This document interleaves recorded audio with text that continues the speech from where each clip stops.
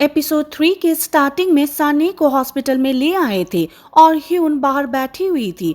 तभी यहाँ पर जीवुक आता और इसे पूछता है क्या हुआ। ह्यून ने कह दिया था कि सानी स्कूल की छत से गिर गई थी। जीवुक कहता है कि क्या तुम स्कूल में गई थी, तुम्हारा वहाँ पर क्या काम था और सानी वहाँ पर क्या करने के लिए गई थी। लेकिन ह्यून कहती है कि मैं नहीं जानती, सानी ने मेरे पास कॉल किया था और कह दिया था कि मैं स्कूल में जा रही हूँ। मैं उसे ढूंढने के लिए गई थी, मुझे और किसी बात के बारे में नहीं पता है। लेकिन मैं एक बात के लिए श्योर हूँ कि उसने सुसाइड नहीं किया। रात को ये उन घर पर आती है और सानी की छत की ओर देखती है। अगले दिन स्कूल में प्रिंसिपल चिल्ला रहा था और कहता है कि लैंग्वेज टीचर कहाँ पर गया। लैंग्वेज टीचर वही होता है जिसका हाई यंग के साथ अफेयर चल रहा था और उसका नाम संग जिन है। प्रिंसिपल कह रहा था कि स्कूल में सानी के साथ ये सब हो गया और पता नहीं टीचर कहाँ पर है।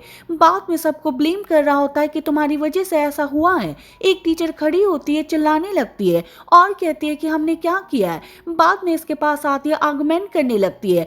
पास में टीचर मी संग जा रही होती है और ये नीचे गिर जाती है। लेकिन यहाँ पर म्यूजिक टीचर इसके पास आता है, इसकी हेल्प करता है, बुक को उठाता है, पूछ रहा था कि क्या तुम ठीक हो। इसने भी हाँ भर दी थी। लेकिन इसी बीच इनका आई कांटेक्ट भी हो गया था। ह्यून अपनी क्लास में आती है, लेकिन यहाँ पर वो बच्चे जो पहले सानी को बुली किया करते थे वो कहते हैं कि आज हम बोर हो गए, सानी को यहाँ पर होना चाहिए था, उसने जंप क्यों लगाए। क्यूजिन टीचर से बात करती है और कहती है कि इसने मेरी क्लास ली थी, मुझे उस पर ध्यान देना चाहिए था, इसमें मेरी गलती है। लेकिन इन्होंने कह दिया था कि तुम्हारी कोई गलती नहीं है, अपने आप को ब्लेम करना बंद करो। एक टीचर यहाँ पर होता है, इसका नाम जोंग वू होता है। ये इसे कहते हैं कि तुम प्रपोज कब करने वाले हो, तुमने कहा था कि तुम शादी करोगे। लेकिन अब जोंगवू कहता है कि मैं शादी नहीं करने वाला, मैंने इसको कैंसिल कर दिया है। अब जोंगवू अपनी बहन से मिलने के लिए आता है, साथ में इसकी भांजी होती है। जोंगवू कहता है कि मेरा जीजा बियोंग च्योल कहाँ पर है। इसकी बहन ने कह दिया था कि वो बहुत बिजी रहता है, कभी कभार घर पर आता है। वैसे तुमने कहा था कि तुम टीचर की नौकरी छोड़ रहे हो और अब्रॉड में जाओगे, क्या सच था। वो भी हाँ भरता है। रात को जीवुक को देखते जो सानी को देख रहा था और कहता है कि जल्दी से उठ जाओ और मुझ पर चिल्लाओ। पास में यहाँ पर ह्यून भी होती है जो कि इन दोनों को देखती है। सुबह छत पर आती है जहाँ से सानी को धक्का दिया गया था। लेकिन यहाँ पर एक लड़की क्यूजिन आती है, चलो हम इसको जिन कह देते हैं, नहीं तो टीचर क्यूजिन और स्टूडेंट क्यूजिन दोनों के नाम में मिक्स हो सकते हैं।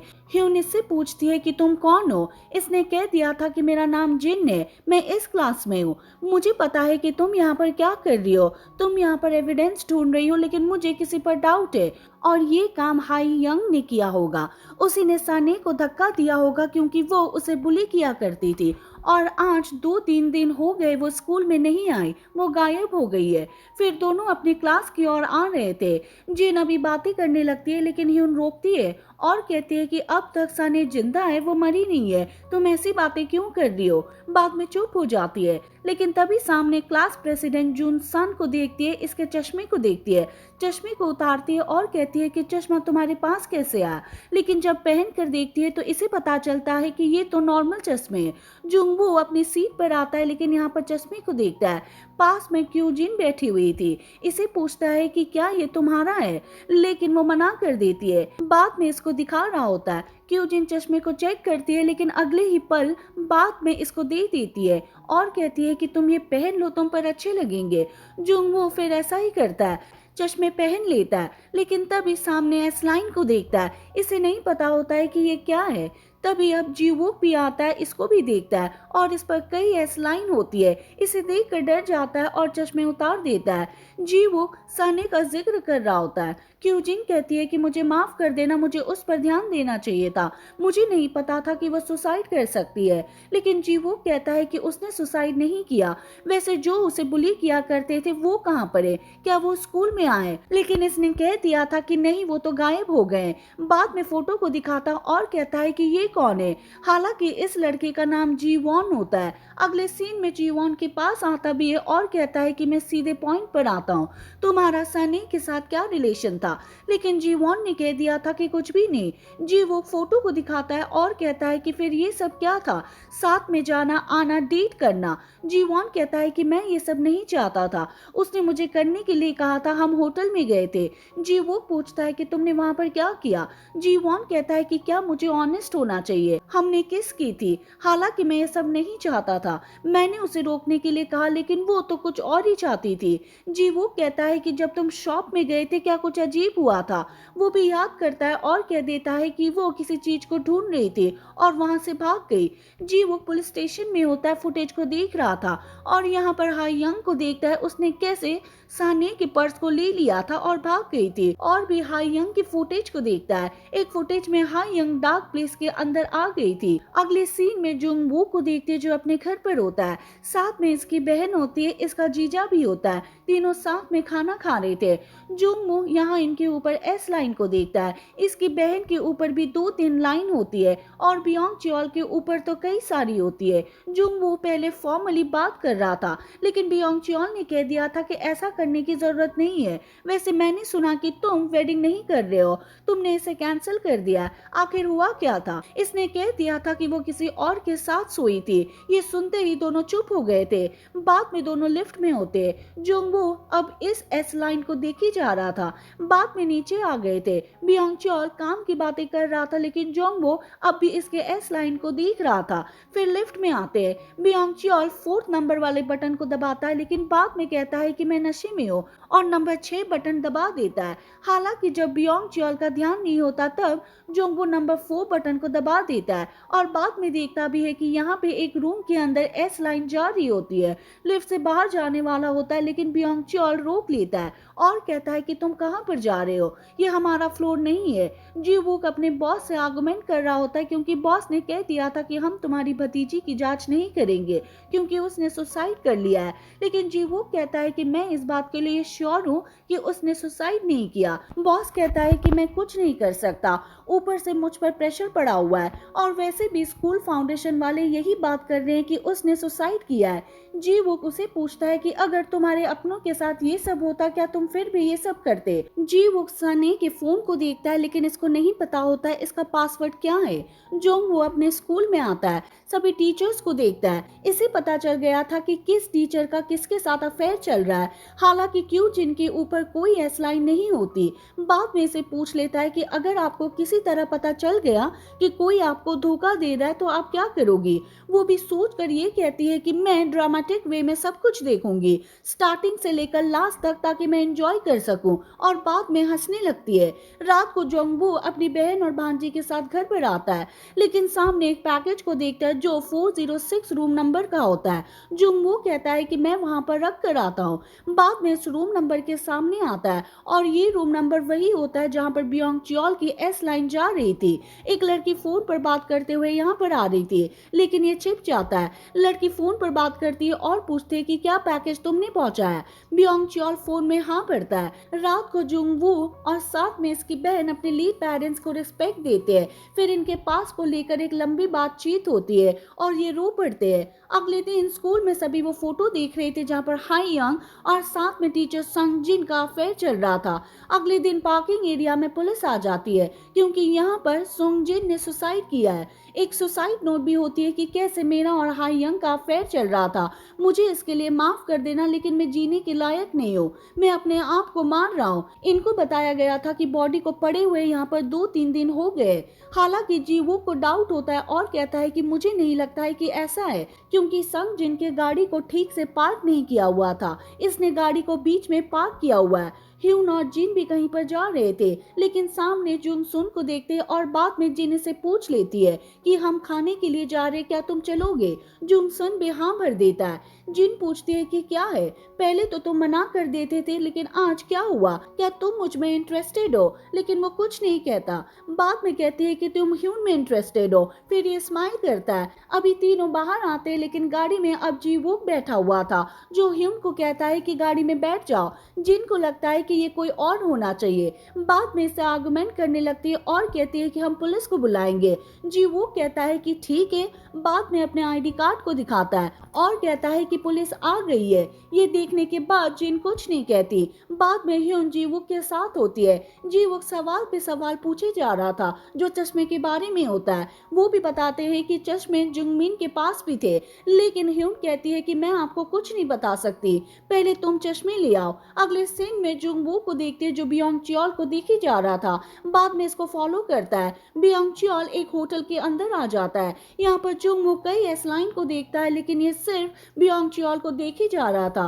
बियोंग चियोल उसी लड़की के साथ होता है जो पहले जुंगवू ने देखी थी। बियोंग चियोल इस लड़की को नेकलेस दे रहा था। जुंगवू ये सब देखता है। बाद में बियोंग चियोल के पास कॉल करता है, पूछ रहा था कि आप कहाँ पर हो। बियोंग चियोल कहता है कि मैं मीटिंग में हूँ। जुंगवू कहता है कि मेरी बहन मेरी कॉल नहीं उठा रही है, क्या आप चेक कर सकते हो। बियोंग चियोल ने कह दिया था कि मैं उसे देख लूंगा, तुम चिंता मत करो। हालांकि जब रात को बियोंग चियोल होटल में लड़की के साथ होता है, तब बाहर कोई बेल बजाता है और ये आकर देखता है यहाँ पर जोंगवू होता है जो इसको पकड़ लेता है। बियोंग चियोल कहता है कि तुम यहाँ पर क्या कर रहे हो। जोंगवू कहता है कि क्या तुम्हें ये नहीं कहना चाहिए कि इसके लिए मैं सॉरी हूँ। बियोंग चियोल कहता है कि अपनी बहन को कुछ मत बताना, मैं ये अपने आप सॉल्व कर लूंगा। जोंगवू कहता है कि जो भी करना है जल्दी कर लेना, नहीं तो मैं खुद नहीं जानता कि मैं तुम्हारे साथ क्या करूंगा। सुबह जोंगवू अब रोड में जाने वाला था, अपनी बहन से बात करता है और कह रहा था कि बियोंग चियोल के बारे में क्या उसे बात हुई, लेकिन वो मना कर देती है और कहती है कि वो 2-3 दिन में यहाँ पर आएंगे, तुम चिंता मत करो, मैं उसके पास कॉल कर लूंगी। फिर ये स्कूल में आता है, अपने सामान को पैक कर रहा था। क्यूजिन इससे बात करती है। जुंगवू लड़की की प्रोफाइल को देख रहा था। पहले यहाँ पर वो नेकलेस देखता जो बियोंग चियोल ने इसको दिया था और इसने देखा भी था, लेकिन तभी लड़की अपनी प्रेगनेंसी की फोटो को डालती है और जुंगवू यहाँ से भाग जाता है। बाद में एक जगह पर आता है जहाँ पर कोई एक कार को टक्कर मार रहा था। फिर ये आकर देखता है और ये इसकी बहन होती है। जिस गाड़ी को टक्कर मार रही थी ये गाड़ी उसी लड़की की होती है जो कि प्रेग्नेंट है।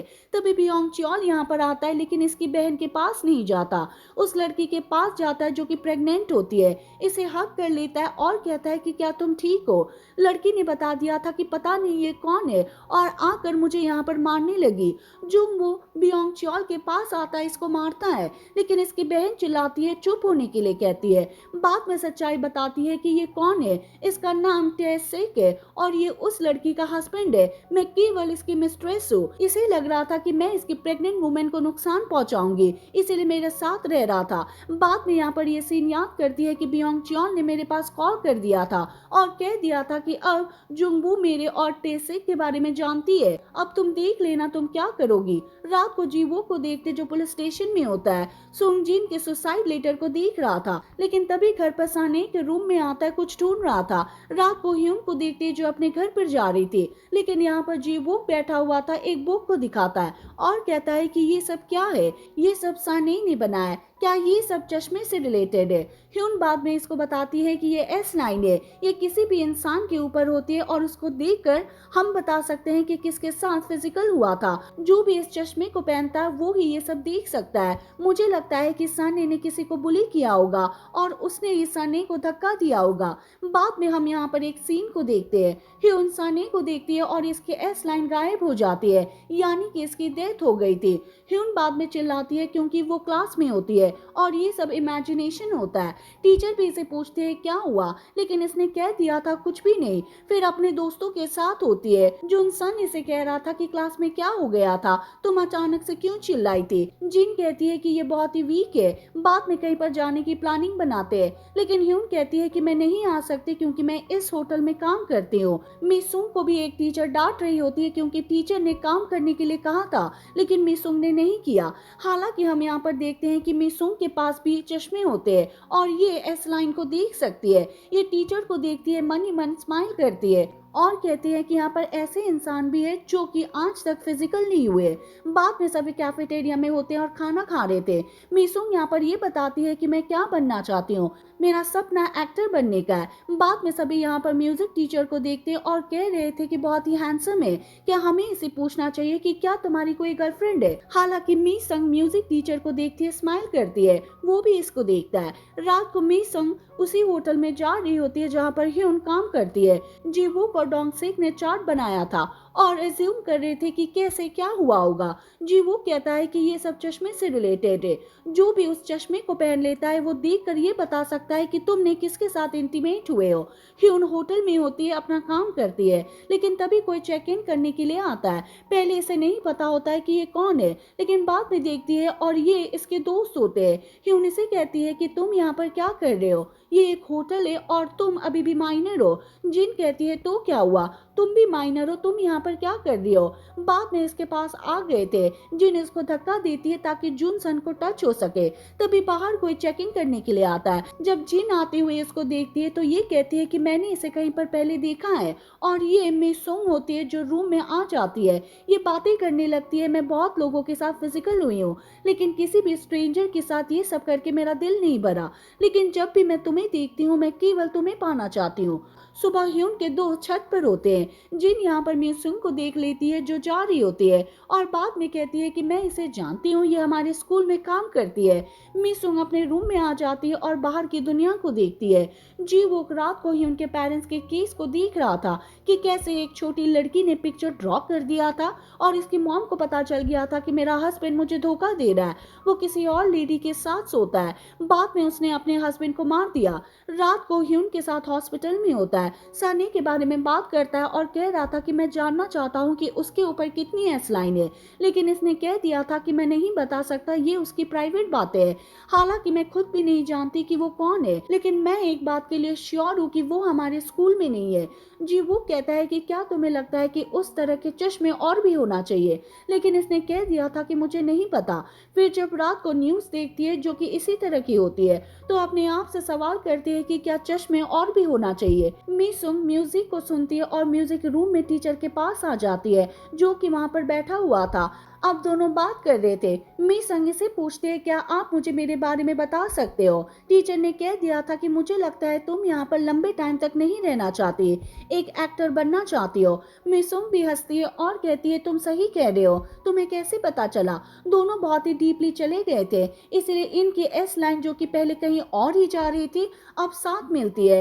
ह्यून भी अपने घर पर जा रही थी, लेकिन जूनसन इसको रोक लेता है और कहता है कि क्या तुम घर पर जा रही हो। वो भी हाँ भरती है और कहती है कि जिन कहाँ पर है। जूनसन कहता है कि उसने कहा कि उसे कुछ काम है, वैसे मैं तुम्हें कहीं पर ले जाना चाहता हूँ। बाद में इसको स्विमिंग पूल के पास ले आता है। ह्यून पूछती है कि तुम इस जगह के बारे में कैसे जानते हो। जूनसन ने कह दिया था कि मैं पहले यहाँ पर प्रैक्टिस किया करता था, वैसे क्या तुम स्विम करना चाहती हो, लेकिन वो मना कर देती है। लेकिन इसे कुछ हो जाता है और पूल में जंप कर देती है और यहाँ पर पानी के अंदर बैठ जाती है। जूनसन को लगता है कि वो डूब गई है, इसलिए उसे बचाने के लिए आता है और उसे बाहर निकालता है। दोनों एक दूसरे को देखते हैं और हंस पड़ते हैं। बाद में दोनों बाहर आते हैं। जूनसन इसे टॉवल देता है, फिर दोनों साथ में नूडल्स खाते हैं। ह्यून बताती है कि मैं अजीब हूँ, मैं लोगों के ऊपर एस लाइन को देख सकती हूँ। जूनसन इशारा करता है और कहता है कि कैसे, ये भी हाँ भरता है। जूनसन पूछता है कि मेरे ऊपर कितनी लाइन है। इसने कह दिया था कि कोई भी नहीं है और ना ही जिन के ऊपर है, क्या तुम इसका मतलब जानते हो। वो भी हाँ भरता है और कहता है कि हम झूठे नहीं है। जूनसन कहता है कि अगर तुम अजीब हो तो मैं नॉर्मल हूँ, अगर मैं भी गायब हो जाता हूँ तो किसी को मेरे बारे में पता नहीं चलेगा। लेकिन ह्यून ने कह दिया था कि मुझे और साथ में जिनको पता चल जाएगा। रात को ह्यून लेटी हुई थी, जूनसन के सीन को याद कर रही होती है और इसके ऊपर एस लाइन आ जाती है, लेकिन ये अपने आप को छुपाती है। पुलिस स्टेशन में एक लेडी आई हुई थी, इससे पूछताछ होती है। अब जीवुक को देखती है, इसको हेलो कहती है। डोंग से एक बात में जीवुक से बात करता है और कह रहा होता है कि क्या तुम इसको जानते हो, क्या तुमने इसको डेट किया था, लेकिन वो मना कर देता है। डोंग से कहता है कि वैसे भी हम यहाँ पर बिजी रहते हैं, हम किसी को डेट कैसे कर सकते हैं। जीवुक बाद में क्यू जिन के सीन को याद करता है और कह रहा होता है कि कोई है जिसके बारे में मैं जानने के लिए क्यूरियस हूँ, लेकिन मैं उसके साथ सोना नहीं चाहता। मिसंग फिर से चेक इन करती है, रूम में आती है, वही बातें करती है कि पहले कई आदमियों के साथ सोई हूँ, लेकिन मुझे फिर भी ऐसा फील नहीं होता। मीसुंग बताती है कि केवल यही रूम है जहाँ पर मैं फ्री फील करती हूँ, क्योंकि इस रूम में एक होल होता है जिसे देख सकती है दूसरे रूम में कौन फिजिकल हो रहा है। लेकिन इस बार इस रूम में कोई आता भी है और ये तो म्यूजिक टीचर होता है, साथ में एक लड़की भी होती है। मीसुंग ये सब देखकर चौंक जाती है। अगले दिन इन दोनों ने फिर से प्लानिंग बनाई थी, लेकिन इस दिन मीसुंग ने सारी तैयारी कर ली थी। पानी के अंदर ड्रग मिला दिया था और जब लड़की रूम के अंदर जा रही थी तब पीछे से अटैक करती है। बाद में इसको बांध देती है, इसको पकड़ लेती है ताकि मैं म्यूजिक टीचर के पास जा सकूं और फिजिकल हो सकूं। लेकिन जब ये रूम के अंदर आती है तब इसको पहचान लेता है और पूछता है कि तुम यहाँ पर क्या कर रही हो। लेकिन मीसुंग को केवल फिजिकल होना था। इसके पास आती है लेकिन टीचर जा रहा होता है। मीसुंग हमेशा अपने पास एक स्टेपलर रखती है और इसको मारती है। टीचर भी नशे में होता है क्योंकि इसने पहले पानी पी लिया था और इसमें ड्रग होती है। बाद में इसको बेड पर ले आती है, इसकी बाहों में होती है, लेकिन टीचर का खून बहने लगता है। लेकिन ये मरते टाइम भी इसको बचाती नहीं है, केवल फिजिकल हो रही थी। बाद में बाथ टब में आती है, अपने हाथ में कई नसों पर अपनी बॉडी के कई पार्ट पर पिन मार लेती है। ह्यून क्लीनिंग करने के लिए यहाँ पर आती है, लेकिन लड़की को देख लेती है जो हेल्प के लिए बुला रही थी। लड़की ने कह दिया था कि उसने मेरे साथ ऐसा किया है, वो मेरे कपड़े भी ले गई है।